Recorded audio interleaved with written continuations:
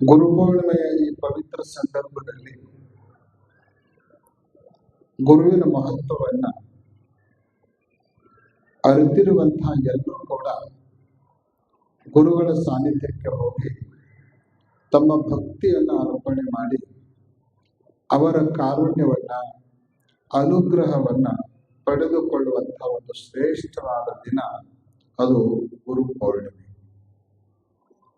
ಗುರುಗಳಿದ್ದಲ್ಲಿಗೆ ಹೋಗಿ ಅವರ ಆಶೀರ್ವಾದವನ್ನ ಪಡೆದುಕೊಳ್ಳಬೇಕಾಗಿರುವಂತಹದ್ದು ಪದ್ಧತಿ. ಆದರೆ ಬೆಂಗಳೂರಿನ ಭಕ್ತರು ಎಂಥ ಭಾಗ್ಯವಂತರು ಅಂದ್ರೆ, ಗುರುಗಳಿದ್ದಲ್ಲಿಗೆ ನೀವು ಹೋಗೋದಲ್ಲ, ನೀವಿದ್ದಲ್ಲಿಗೆ ಗುರುಗಳು ಬಂದು ಆಶೀರ್ವಾದ ಮಾಡುವಂತಹ ಸೌಭಾಗ್ಯವನ್ನು ನೀವೆಲ್ಲ ಪಡೆದುಕೊಂಡವರಾಗಿದ್ದೀರಿ. ವಿಶೇಷವಾಗಿ 5 ದಿನಗಳಿಂದ ಚರ್ಚೆ ಆಗ್ತಾ ಇರುವಂತಹ ಕೈಲಾಸ ಯಾತ್ರೆಯನ್ನ ಮುಗಿಸಿ ಬಂದು ಗುರುಪೂರ್ಣಿಮೆಯ ದಿನ ಮೊಟ್ಟ ಮೊದಲ ಆಶೀರ್ವಾದ ಮಾಡ್ತಾ ಇರೋದು ಎಲ್ಲಿ ಅಂದ್ರೆ ಅದು ಬೆಂಗಳೂರಿನ ಸದ್ಭಕ್ತರಿಗೆ, ಈ ಕಾರ್ಯಕ್ರಮದಲ್ಲಿ ಪಾಲ್ಗೊಂಡಿರುವಂತಹ ತಮ್ಮೆಲ್ಲರಿಗೆ. ಜೊತೆಗೆ ಇವತ್ತು ಮಹಾಪೂಜೆಯಲ್ಲಿ ಪಾಲ್ಗೊಂಡವರೆಲ್ಲರಿಗೂ ಕೂಡ ನಮ್ಮ ಶಿವಗಂಗೆ ಶ್ರೀಗಳವರು ವರ್ಣನೆ ಮಾಡಿದಂತೆ ಏನು ಕೈಲಾಸದ ಮಾನಸ ಸರೋವರ ಇದೆ, ಆ ಮಾನಸ ಸರೋವರದ ತೀರ್ಥವನ್ನೇ ಪಾದ ತೀರ್ಥದ ಜೊತೆಗೆ ಸೇರಿಸಿ ಪಡೆಯುವಂತಹ ಸೌಭಾಗ್ಯನು ಅದು ಬೆಂಗಳೂರು ನಗರದ ಸದ್ಭಕ್ತರದಾಗಿದೆ ಅನ್ನುವಂಥದ್ದನ್ನ ನಾವಿಲ್ಲೇ ಉಲ್ಲೇಖ ಮಾಡ್ಲಿಕ್ಕೆ ಬಯಸ್ತೀವಿ. ನಿಜಗೊಂಡ ಶಿವಯೋಗಿಗಳು ಹೇಳಿರುವಂತ ಮಾತನ್ನ ಶಿವಗಂಗೆ ಶ್ರೀಗಳವರು ಹೇಳಿದರು. ವಿಮಲ ಮಾನಸದಿಂದ ಶುಭ ತೀರ್ಥ ಮಂದುಂಟೆ ಅಂತ. ವಿಮಲ ಮಾನಸದಿಂದ ಶುಭ ತೀರ್ಥ ಮಂದುಂಟೆ. ಜಗತ್ತಿನೊಳಗ ಹಲವಾರು ತೀರ್ಥಗಳ ಎಲ್ಲ ತೀರ್ಥಗಳಲ್ಲಿ ಅತ್ಯಂತ ಶ್ರೇಷ್ಠವಾದ ತೀರ್ಥ ಯಾವುದು ಅಂದ್ರೆ ಪವಿತ್ರವಾಗಿರುವಂತಹ ಮನಸ್ಸೇ ಶ್ರೇಷ್ಠವಾಗಿರುವಂತಹ ತೀರ್ಥ ಅನ್ನುವಂಥ ಮಾತನ್ನ ನಿಜಗುಣ ಶಿವಯೋಗಿಗಳವರು ಹೇಳಿದ್ದಾರೆ. ಆ ಮನಸ್ಸನ್ನ ಪವಿತ್ರಗೊಳಿಸಿಕೊಳ್ಳೋದಕ್ಕಾಗನೆ ಆಧ್ಯಾತ್ಮದ ಎಲ್ಲ ಸಾಧನೆಗಳು ಬೋಧನೆಗಳು ಪ್ರತಿಪಾದಿತಗೊಂಡಿದ್ದಾವೆ. ಉಪದೇಶ ಮಾಡೋದು ಎದರ ಸಲುವಾಗಿ? ಖರೆ ಹೇಳಬೇಕು ಅಂದ್ರೆ ಉಪದೇಶ ದೇಹಕ್ಕೂ ಅಲ್ಲ, ಆತ್ಮಕ್ಕೂ ಅಲ್ಲ. ಯಾಕೆ ಅಂದ್ರೆ ದೇಹಕ್ಕೆ ಏನು ಉಪದೇಶ ಮಾಡಿದ್ರು ಕೂಡ ಅದು ತನ್ನ ಸ್ವಭಾವನಂಗನ ಜಗ್ಗೋದು. ತನ್ನ ಸ್ವಭಾವಕ್ಕೆ ವ್ಯತಿರಿಕ್ತವಾಗಿ ಪರಿವರ್ತನೆ ಆಗುವ ಗುಣ ದೇಹದಲ್ಲಿಲ್ಲ. ಪಂಚಭೂತಗಳಿಂದ ನಿರ್ಮಾಣವಾದ ದೇಹ ಅದನ್ನು ಎಷ್ಟು ಸ್ವಚ್ಛ ಮಾಡಿದರೂ ಕೂಡ ಆ ಸ್ವಚ್ಛತೆ ಸ್ವಲ್ಪ ಸಮಯದವರೆಗೆ ಇರುತ್ತೆ. ಆಮೇಲೆ ಸ್ವಭಾವ ದುರ್ಗಂಧಮಿದಂ ಶರೀರಂ, ಸ್ವಾಭಾವಿಕವಾಗಿ ದುರ್ಗಂಧವಾದ ಈ ಶರೀರ ನೀವು ಬೇಕಾದಷ್ಟು ಸೇಂಟ್ ಹೊಡ್ಕೊಳ್ರಿ, ಬೇಕಾದಷ್ಟು ಗಂಧ ಅತ್ತರ ಎಣ್ಣೆಗಳನ್ನು ಬಳಸ್ರಿ, ಎಲ್ಲಿ ತನಕ ಇರ್ತದ ಅದು ಅಂದ್ರೆ ಸ್ವಲ್ಪ ಹೊತ್ತಿನ ತನಕ, ಅದರ ಪ್ರಭಾವ ಇರೋ ತನಕ. ಆಮೇಲೆ ಮತ್ತೆ ತನ್ನ ಸ್ವಭಾವ ತೋರಿಸೇ ಬಿಡ್ತದೆ. ಉಪದೇಶ ದೇಹಕ್ಕೂ ಅಲ್ಲ, ಉಪದೇಶ ಆತ್ಮಕ್ಕೂ ಅಲ್ಲ. ಉಪದೇಶ ಆತ್ಮಕ್ಕೆ ಯಾಕಲ್ಲ ಅಂದ್ರೆ ಆತ್ಮ ಯಾವಾಗಲೂ ಪರಮಾತ್ಮನ ಅಂಶವೇ ಆಗಿರೋದ್ರಿಂದ ಇಂದಿಲ್ಲ ನಾಳೆ, ಈ ವರ್ಷ ಇಲ್ಲ ಮುಂದಿನ ವರ್ಷ, ಈ ಜನ್ಮ ಇಲ್ಲ ಮುಂದಿನ ಜನ್ಮದಲ್ಲಾದ್ರೂ ಕೂಡ ಕೊನೆಗೆ ಆ ಆತ್ಮ ಪರಮಾತ್ಮನಿಂದ ಸೇರೋದೆ. ಆದ್ರೆ ಎಲ್ಲಿ ತನಕ ಅದು ಪರಮಾತ್ಮನಿಂದ ಹೊರಗಿರ್ತದೆ ಅಂದ್ರೆ ಎಲ್ಲಿಯವರೆಗೆ ಈ ಮನಸ್ಸು ಅದನ್ನು ಆವರಿಸಿಕೊಂಡಿರ್ತದನೋ ಅಲ್ಲಿಯವರೆಗೆ ಇದು ಪರಮಾತ್ಮನಿಂದ ಭಿನ್ನವಾಗಿರುತ್ತದೆ. ಯಾವಾಗ ಈ ಮನಸ್ಸಿನಿಂದ ಆ ಆತ್ಮ ಮುಕ್ತ ಆಗಿತ್ತೋ ಅವಾಗ ಅದು ಪರಮಾತ್ಮನಲ್ಲಿ ಒಂದಾಗಿ ಹೋಗ್ಬಿಡುತ್ತೆ. ನಿಮಗೆ ಉದಾಹರಣೆ ಕೊಡ್ಬೇಕು ಅಂದ್ರೆ, ನೀವು ಅಡಿಗೆ ಮನೆಯೊಳಗೆ ಜಾಮೂನ್ ಮಾಡ್ತೀರ. ಜಾಮೂನ್ ಹೆಂಗ್ ಮಾಡ್ತೀರಿ?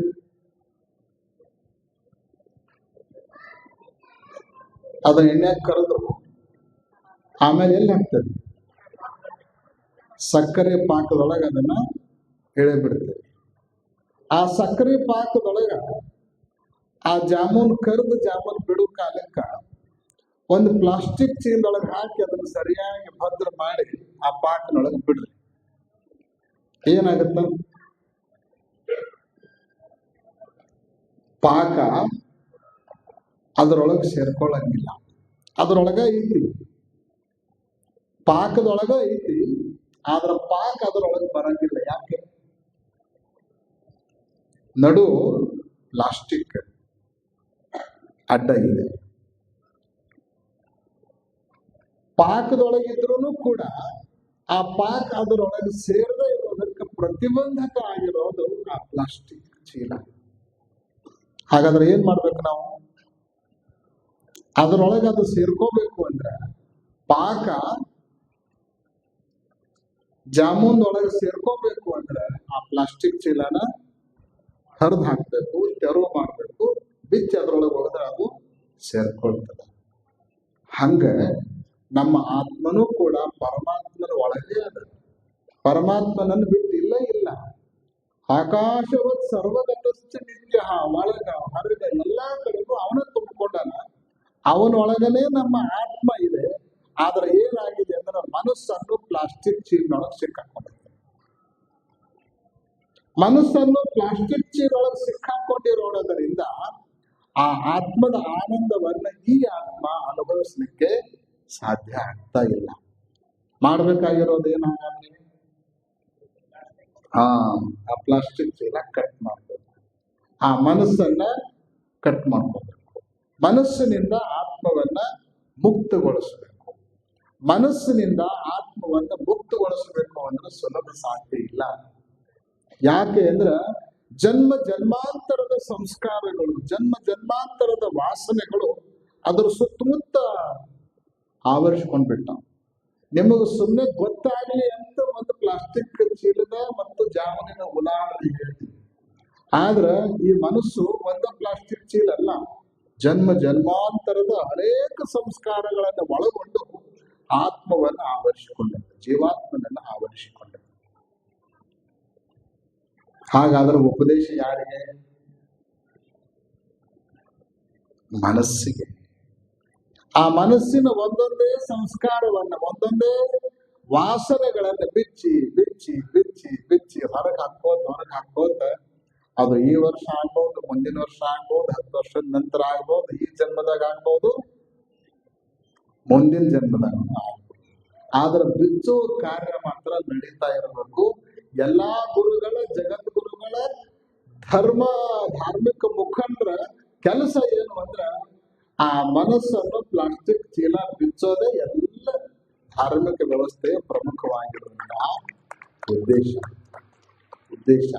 ಅದಕ್ಕೆ ಉಪದೇಶ ಯಾರಿಗೆ ಅಂದ್ರ ದೇಹಕ್ಕೂ ಅಲ್ಲ, ಆತ್ಮಕ್ಕೂ ಅಲ್ಲ, ಮನಸ್ಸಿಗೆ ಉಪದೇಶವನ್ನ ಮಾಡ.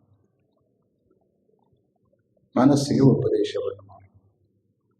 ಅದಕ್ಕಾಗೇನೆ ಆ ಮನಸ್ಸನ್ನ ಏನ್ ಮಾಡ್ಕೊಳ್ಬೇಕು ಅಂದ್ರೆ ಪರಿಶುದ್ಧಗೊಳಿಸಿಕೊಳ್ಬೇಕು.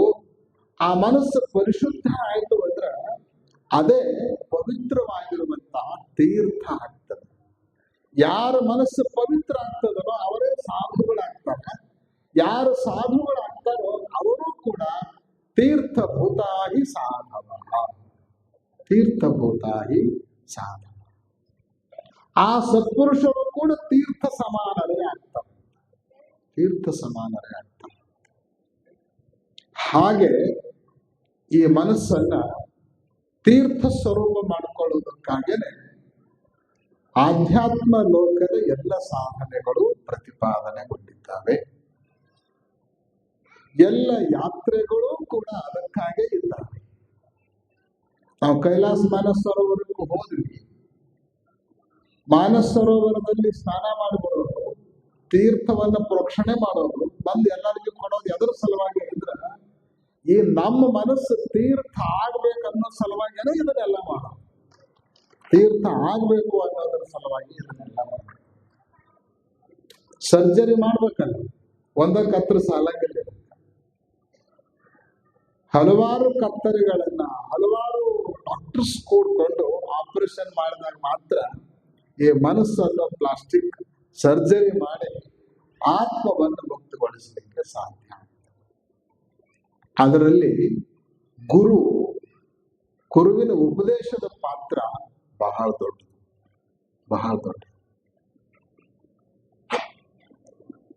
ಹಂಗ ಉಪದೇಶ ಮಾಡುವಂತಹ ಗುರು ಸಮರ್ಥಶಾಲಿ ಆಗಿರಬೇಕು, ಯೋಗ್ಯನಾಗಿರಬೇಕು. ನಿಮಗ ಮಾಯದ ಕಾಯಿಲೆ ಅಂಟ್ಕೊಂಡಿತ್ತು ಅಂದ್ರ ಡಾಕ್ಟರ್ ಎಂಥವ್ರು ಇರಬೇಕು? ಯಾರ ಕಡೆನೂ ಹೋದ್ರು ಕೂಡ ಆ ಕಾಯಿಲೆ ಮಾಸ್ಲಿಲ್ಲ, ಆರಾಮಾಗಲಿಲ್ಲ, ಅವಾಗ ಏನ್ ಮಾಡ್ತೀವಿ? ಎಕ್ಸ್ಪರ್ಟ್ಸ್ ಎಕ್ಸ್ಪರ್ಟ್ಸ್ ಎಕ್ಸ್ಪರ್ಟ್ಸ್ ಕಡೆ ಹೋಗ್ತೀವಿ, ಹೌದಾ?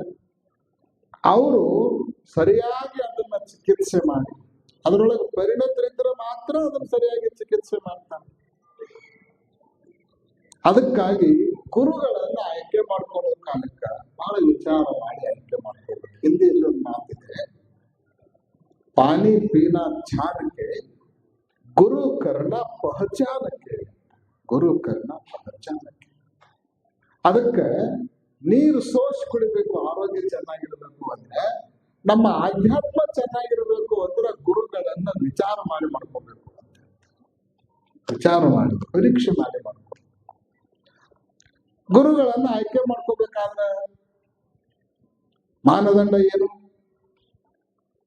ವರ್ಗಲ್ ಏನು?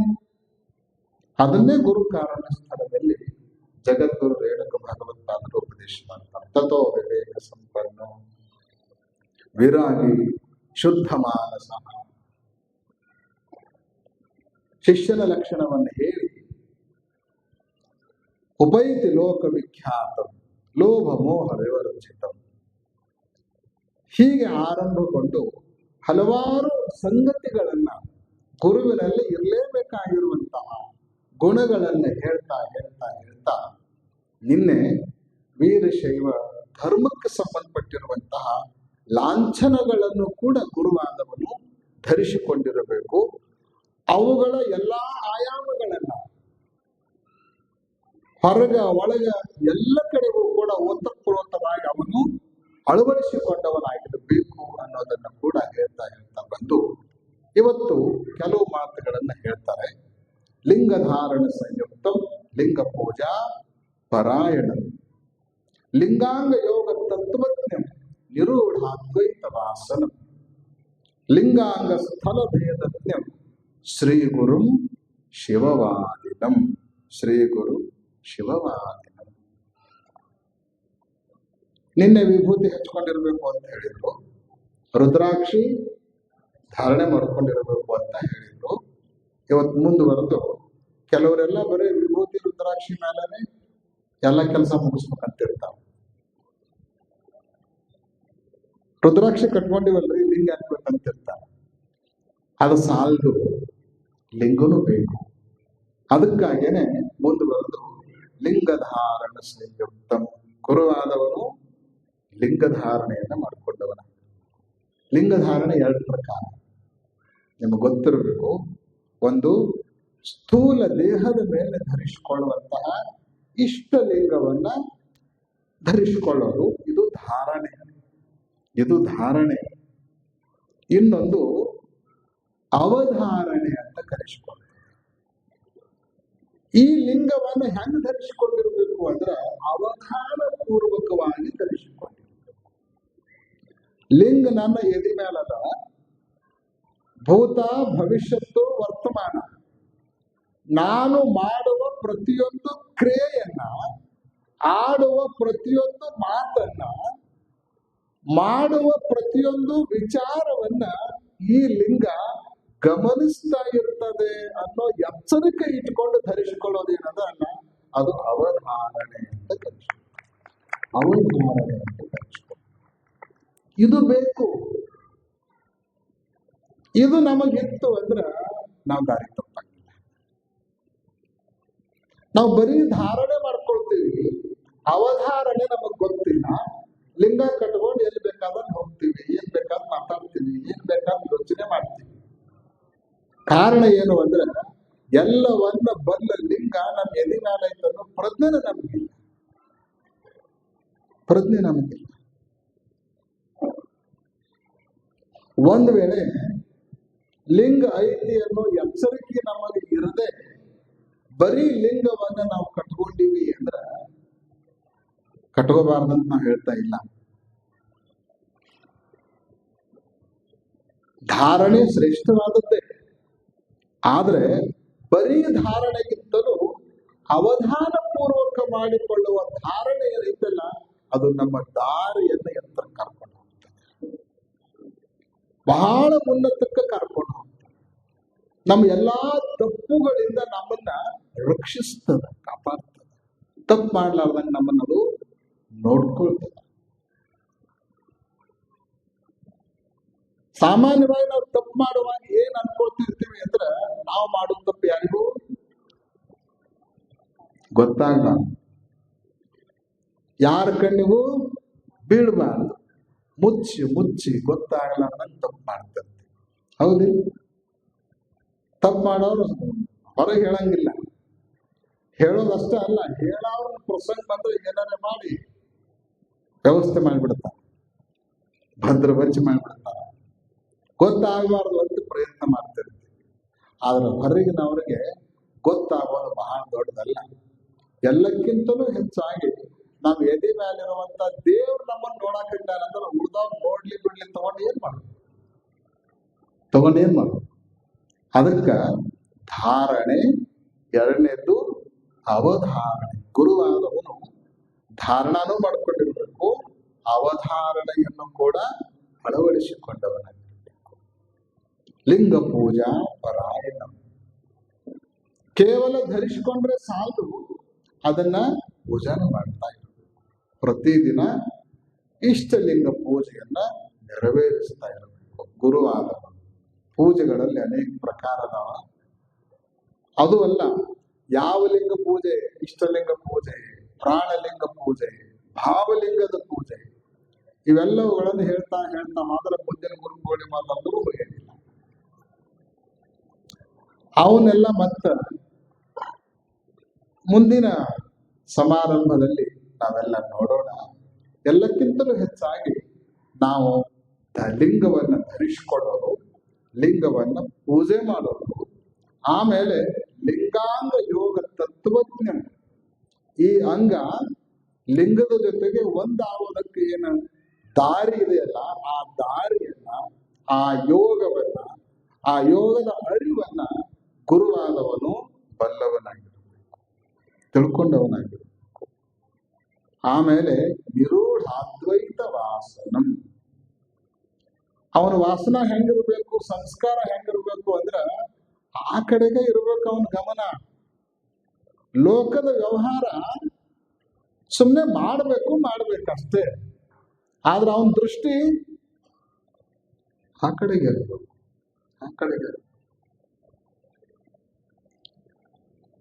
ನಾವು ಎಲ್ಲದೀವಿ ಅನ್ನೋದು ಬಹಳ ಮುಖ್ಯ ಅಲ್ಲ, ನಾವು ಎಲ್ಲದೀವಿ ಅನ್ನೋದು ಬಹಳ ಮುಖ್ಯ ಅಲ್ಲ, ನಮ್ಮ ಮನಸ್ಸು ಎಲ್ಲೈತೆ ಅನ್ನೋದು ಬಹಳ ಮುಖ್ಯವಾಗಿರುತ್ತೆ. ನಾವು ಸಂಸಾರದಾಗರ ಇರ್ಲಿ, ಮನ್ಯಾಗರ ಇರ್ಲಿ, ಮಠದಾಗರ ಇರ್ಲಿ, ಆಶ್ರಮದಾಗರ ಇರ್ಲಿ, ಎಲ್ಲಿದ್ರೂ ಕೂಡ ನಮ್ಮ ಮನಸ್ಸು ದೈವತ್ವದ ಕಡೆ ಇತ್ತು ಅಂದ್ರ ನಾವು ಆಶ್ರಮದಾಗ ಇದ್ದಂಗನೆ, ಮಠದಾಗಿದ್ದಂಗನೆ, ಮತ್ತು ಮಠದಾಗ ಇದ್ದು ಕೂಡ ನಮ್ಮ ಮನಸ್ಸು ಸಂಸಾರದೊಳಗಿತ್ತು ಅಂದ್ರೆ ಅದು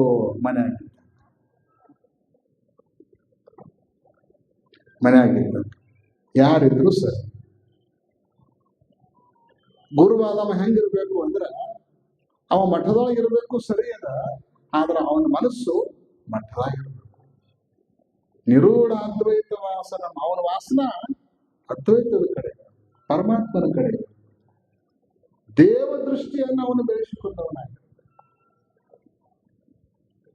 ಮತ್ತು ಮನಸ್ಸು ಯಾವುದನ್ನ ಹೆಚ್ಚು ಬಯಸ್ತಿರ್ತದೆ ಅಂದ್ರ, ಯಾವುದನ್ನು ಅದಕ್ಕೆ ನಾವು ಹೆಚ್ಚು ಕೊಡ್ತಾ ಇರ್ತೀವೋ ಅದೇ ವಾಸನೆ ಅದು ಸೃಷ್ಟಿ ಮಾಡ್ಕೊಳ್ತಾ ಇರ್ತದೆ. ಆ ವಾಸನೆಯಿಂದ ನಮ್ಮ ಸಂಸ್ಕಾರ ಬಲಗೊಳ್ತಾ ಇರ್ತದೆ. ಆ ಸಂಸ್ಕಾರದಿಂದನೇ ನಮ್ ದಾರಿ ಸಿದ್ಧ ಹಾಕೋತ.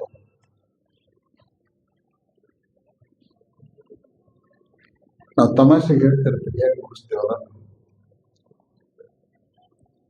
ಒಂದು ಹಳ್ಳಿ ಊರೊಳಗೆ ಅವು ಬಹಳ ಕುಡಿತಿದ್ದ, ಎಲ್ಲರಿಗೂ ಬೇಸರ ಆಗಿತ್ತು ಅವ ಕುಡಿಯೋದ್ರಿಂದ. ಏನ್ ಕುಡಿತಿದ್ದ? ಹಾ ಹಾ ಬ್ಯಾಡ ಅನ್ನೋದು ಅದೊಂದ ಕುಡಿತಾ ಇರೋದು. ಸರಾಯಿ ಕುಡಿತಿದ್ದ. ಎಲ್ಲರೂ ಹೇಳಿ ಬೇಸತ್ತರು. ಅವ್ರವ್ವ, ಅಪ್ಪ, ಅಣ್ಣ, ತಮ್ಮ, ಊರಾಗ ಹಿರಿಯರು, ಗುರುಗಳು ಎಲ್ಲರೂ ಹೇಳಿದ್ರು. ಯಾರು ಹೇಳಿದ್ರು ಅವನೇನು ಬಿಡ್ಲಿಲ್ಲ. ಬಹಳ ಕೀರ್ತಿಶಾಲಿಯಾಗಿರುವಂತ ಕುಟುಂಬ.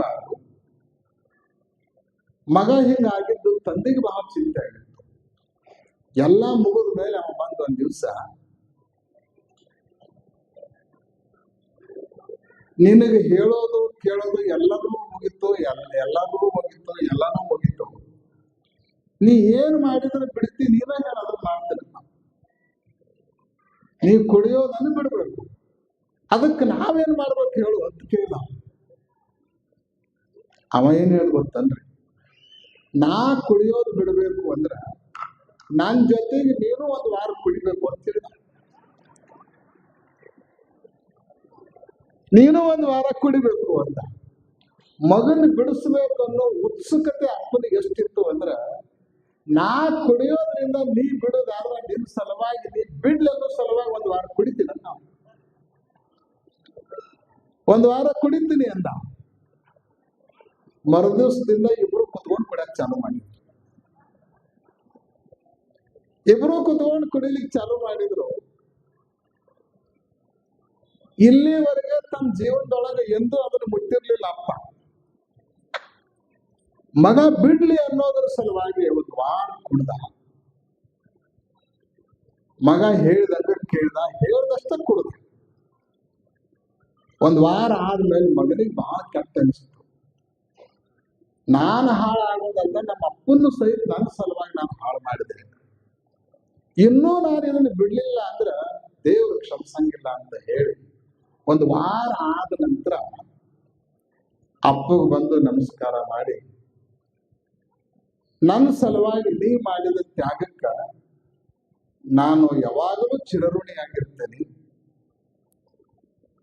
ನಾನು ಬಹಳ ಕೆಟ್ಟದಾಗಿ ನಿನ್ ಜೊತೆಗೆ ಇಲ್ಲಿ ತನಕ ನಡ್ಕೊಂಡಿದ್ದೀನಿ. ಇಲ್ಲಿ ತನಕ ಆಯ್ತು.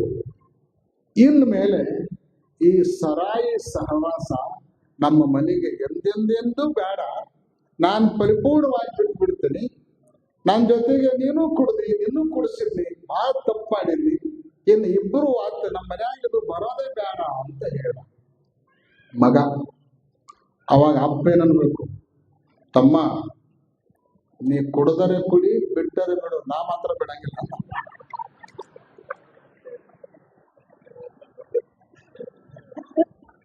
ಏನಾಗಿರ್ಬೇಕು ಒಂದು ವಾರದೊಳಗೆ?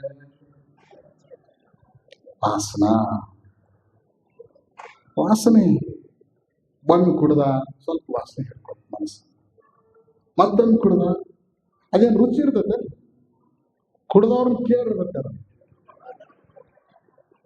ಅದೇನ್ ರುಚಿನೂ ಇರಂಗಿಲ್ಲ, ಏನಂತ ಎನರ್ಜಿಕ್ ಡ್ರಿಂಕು ಅಲ್ಲ, ಏನ್ ಪೌಷ್ಟಿಕ ಆಹಾರನೂ ಅಲ್ಲ, ಒಳಗೋಗಿ ಏನೋ ಒಂದು ದೇಹದೊಳಗೆ ಒಳ್ಳೇದು ಮಾಡ್ತಪ್ಪ ಅಂತೂ ಅನ್ನಂಗಿಲ್ಲ, ಬೇರೆ ಏನು ಮಾಡಂಗಿಲ್ಲ.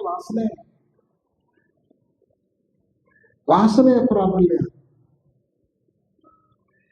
ಎರಡನೇ ದಿವಸ ಕುಡ್ದ, ಮತ್ತೆ ವಾಸನೆ ಗಟ್ಟಿ ಆಯ್ತು. ಮೂರನೇ ದಿವಸ ಕುಡ್ದ, ಮತ್ತೆ ವಾಸನೆ ಗಟ್ಟಿ ಆಯ್ತು. ಈ ಒಂದು ವಾರ ಕುಡಿಯೋದ್ರೊಳಗ ಹೆಂಗಾಯ್ತು ಅಂದ್ರ, ಅವ ಬಿಡ್ಬೇಕಂದ್ರೂ ಕೂಡ ಅದನ್ನು ಬಿಡ್ಲಾರ್ದಂತ ವಾಸನೆ ಅವನಲ್ಲಿ ಸೃಷ್ಟಿಯಾಗಿತ್ತು. ಆದ್ರೆ ಜ್ಞಾನಿ ಆದವನು, ಗುರು ಆದವನು, ಸಾಮಾನ್ಯ ಮನುಷ್ಯನ ಉದಾಹರಣೆ. ಗುರು ಆದವನಿಗೆ ವಾಸನ ಹೆಂಗಿರಬೇಕು ಅಂದ್ರ ಅದ್ವೈತದಲ್ಲಿ ಅವನ ವಾಸನ ಇದೆ. ನಿರೂಢ ಅದ್ವೈತ ವಾಸನ. ಸುಮ್ಮನೆ ಲೋಕ ವ್ಯವಹಾರಕ್ಕಾಗಿ ಪ್ರಪಂಚವನ್ನು ಮಾಡ್ತಾ ಇರಬೇಕು. ಅವನ ಮನಸ್ಸು ಮಾತ್ರ ದೈವತ್ವದ ಕಡೆಗೆ ಇರಬೇಕು. ಲಿಂಗಾಂಗ ಸ್ಥಳವೇವಜ್ಞ. ಅಂಗ ಲಿಂಗ, ಈ ಅಂಗ ಲಿಂಗದ ಜೊತೆಗೆ ಹೆಂಗ್ ಸೇರಬೇಕು ಅನ್ನೋ ದಾರಿಯನ್ನು ಸರಿಯಾಗಿ ತಿಳ್ಕೊಂಡವನಾಗಿರ್ಬೇಕು. ಆಮೇಲೆ ಅವ ಯಾವಾಗಲೂ ಶಿವತತ್ವವನ್ನ ಬೋಧನೆ ಮಾಡ್ತಾ ಇರಬೇಕು. ಶಿವವಾದಿ ಆಗಿರಬೇಕು. ಶಿವನನ್ನು ಕುರಿತು ಹೇಳುವವನಾಗಿರಬೇಕು. ಇಂಥ ಗುರುವನ್ನ ಉಪೈತಿ. ಇಲ್ಲಿಗೆ ಬಂದು ಮುಗಿತದ ಗುರುವಿನ ಲಕ್ಷಣ. ಉಪೈತಿ ಲೋಕ ವಿಖ್ಯಾತಂ ಅಲ್ಲಿಂದ ಶುರುವಾಗಿ ಇಲ್ಲಿಯವರೆಗೆ ಅಂದ್ರೆ ಶ್ರೀ ಗುರುಂ ಶಿವವಾದಿನಂ ಇಲ್ಲಿ ತನಕ ಗುರುವಿನ ಲಕ್ಷಣವನ್ನ ಹೇಳಿ ಇಂಥ ಗುರುವನ್ನ ಶ್ರೇಷ್ಠನಾಗಿರುವಂತಹ ಶಿಷ್ಯ ಆಶ್ರಯಿಸಿಕೊಳ್ಳಬೇಕು ಅಂತೂ ಶಿಷ್ಯ ಇಂಥ ಗುರು ಸಿಗೋದು ಕಷ್ಟ, ಅಂಥ ಶಿಷ್ಯ ಸಿಗೋದು ಕಷ್ಟ. ಒಂದು ವೇಳೆ ಅಂಥ ಗುರುವಿಗೆ ಅಂಥ ಶಿಷ್ಯ ಸಿಕ್ಕ, ಅಂಥ ಶಿಷ್ಯನಿಗೆ ಅಂಥ ಗುರು ಸಿಕ್ಕ ಅಂದ್ರ ಆ ಶಿಷ್ಯ ಈ ಗುರುವಿನ ಹತ್ರ ಬಂದ ಮೇಲೆ ಏನ್ ಮಾಡ್ಬೇಕು? ಗುರು ಸಿಕ್ಕ, ಶಿಷ್ಯನು ಯೋಗ್ಯ ಇಲ್ಲ, ಗುರುವಿನ ಹತ್ರ ಬಂದ್ಮೇಲೆ ಮೊಟ್ಟ ಮೊದಲು ಏನ್ ಮಾಡ್ಬೇಕು? ಅದನ್ನು ಮುಂದಿನ ವರ್ಷ, ಈ ವರ್ಷ ಹೇಳೋದಿಲ್ಲ, ಮುಂದಿನ ವರ್ಷ ಗುರು ಶಿಷ್ಯರ ನಡುವೆ ಏನಾಗುತ್ತೆ, ಏನ್ ಮಾಡ್ಬೇಕು, ಗುರು ಏನ್ ಮಾಡ್ಬೇಕು, ಶಿಷ್ಯ ಏನ್ ಮಾಡ್ಬೇಕು, ಆ ಎಲ್ಲ ಸಂಗತಿಗಳನ್ನ ಜಗದ್ಗುರು ರೇಣುಕ ಭಗವತ್ಪಾದರು ಉಪದೇಶ ಮಾಡ್ತಾರೆ. ಅದನ್ನ ಮತ್ತೆ ನಾವು ಪುನಃ ಆಲಿಸೋಣ, ಚಿಂತನೆ ಮಾಡೋಣ ಅನ್ನುವಂತಹ ವಿಚಾರವನ್ನು ವ್ಯಕ್ತ ಮಾಡಿ ಅಂತಹ ಶ್ರೇಷ್ಠ ಗುರುಗಳಲ್ಲಿ ಲಿಂಗೈಕ್ಯ ಶ್ರೀಪತಿ ಪಂಡಿತಾರಾಧ್ಯ ಜಗದ್ಗುರುಗಳವರು ಕೂಡ ಒಬ್ಬ ಶ್ರೇಷ್ಠ ಜಗದ್ಗುರುಗಳವರಾಗಿದ್ದರು. ವ್ಯಾಸರು ಬರೆದಿರುವ ಬ್ರಹ್ಮಸೂತ್ರ ಮೊಟ್ಟ ಮೊದಲ ವೀರಶೈವ ಪರವಾದ ಭಾಷ್ಯವನ್ನು ಬರೆದವರು ಶ್ರೀಪತಿ ಪಂಡಿತಾರಾಧ್ಯ ಭಗವತ್ಪಾದರು. ಅಷ್ಟೇ ಅಲ್ಲ, ಹಲವಾರು ಲೀಲೆಗಳನ್ನು ರಚನೆ ಮಾಡಿ ಶಿವಸಿದ್ಧಾಂತವೇ ಶ್ರೇಷ್ಠ ಅನ್ನುವಂತಹದ್ದನ್ನ ಸಿದ್ಧ ಮಾಡೋದಕ್ಕ ಅನೇಕ ಪವಾಡಗಳನ್ನು ಕೂಡ ಮಾಡಿದ ಜಗದ್ಗುರುಗಳು ಯಾರು ಅಂದ್ರೆ ಅದು ಶ್ರೀಪತಿ ಪಂಡಿತಾರಾಧ್ಯ ಭಗವತ್ಪಾದರು. ತಮ್ಮ ಪಾಂಡಿತ್ಯದ ಮೂಲಕ, ತಮ್ಮ ಯೋಗ ಸಾಧನೆಯ ಮೂಲಕ, ತಮ್ಮ ಅಘಟಿತ ಲೀಲಾ ಸಾಮರ್ಥ್ಯದ ಮೂಲಕ ಶ್ರೀಶೈಲ ಪೀಠಕ್ಕಷ್ಟೇ ಅಲ್ಲ, ಇಡೀ ವೀರಶೈವ ಸಮುದಾಯಕ್ಕೇನೆ ದೊಡ್ಡ ಗೌರವವನ್ನು ತಂದುಕೊಟ್ಟಿರುವಂತಹ ಅಪರೂಪದ ಜಗದ್ಗುರುಗಳು ಅಂದ್ರೆ ಅದು ಶ್ರೀಪತಿ ಪಂಡಿತಾರಾಧ್ಯರಾಗಿದ್ರು ಅನ್ನೋದನ್ನ ಈ ಸಂದರ್ಭದಲ್ಲಿ ವ್ಯಕ್ತ ಮಾಡ್ತಾ ಅವರ ಜಯಂತಿಯನ್ನ ಈ ಸಂದರ್ಭದಲ್ಲಿ ಆಚರಣೆ ಮಾಡ್ತಾ ಇರೋದು ನಿಜಕ್ಕೂ ಅದೊಂದು ಶ್ಲಾಘನೀಯವಾಗಿರುವಂತಹ ಕಾರ್ಯ.